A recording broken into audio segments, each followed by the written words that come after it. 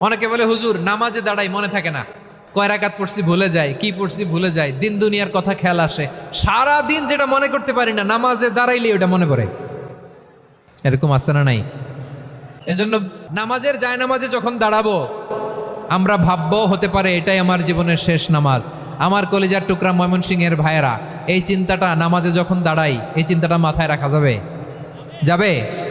যখন দাঁড়াবো ভাববো হতে পারে this could be my last and final সালাত, হতে পারে এটাই আমার জীবনের শেষ নামাজ। ঠিক কিনা বলেন?